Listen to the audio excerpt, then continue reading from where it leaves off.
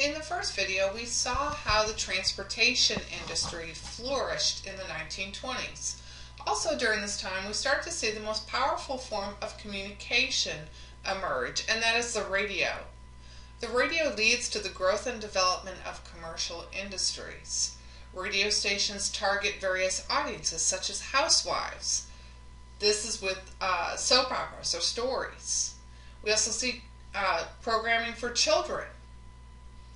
Also, the radio is used for advertising, broadcasting events like baseball games, talk shows, and news. And it allows Americans to experience news and events as they happen. So by the end of the decade, 40% of all American households have a radio.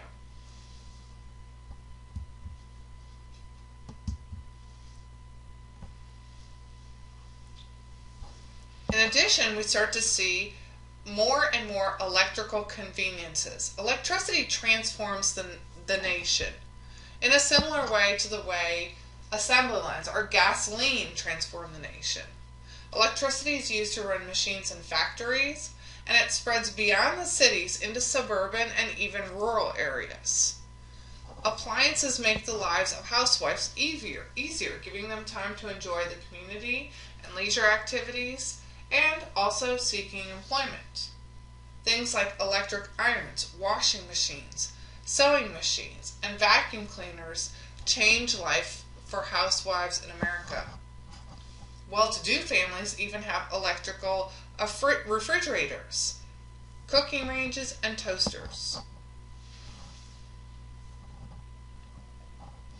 Advertising becomes more and more common, and it's used to promote these new technologies. They not only inform the public about products and prices, but they also start to use technology to study how to appeal to people's desires.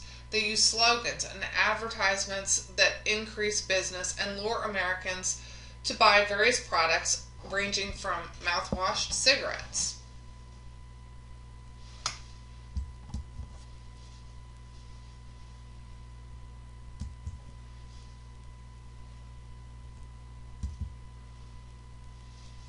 All of this results in a superficial prosperity.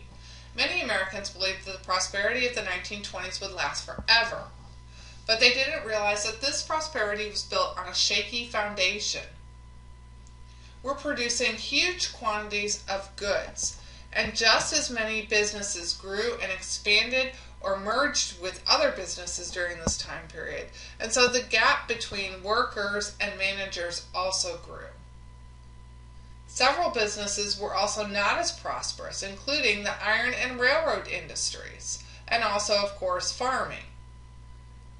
With new machineries, farmers could produce more food than we needed, which drove down the prices of food products. In addition,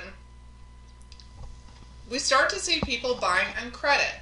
And this is an enticement for customers, luring customers to buy goods on credit. They offer installment plans which enable people to buy goods over an extended period without having to put much money down at the time of the purchases. And buyers pay interest over the course of the plan.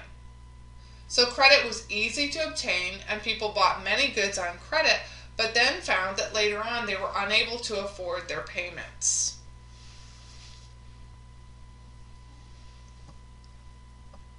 In the next video, we'll talk about how science and a new morality shook the nation.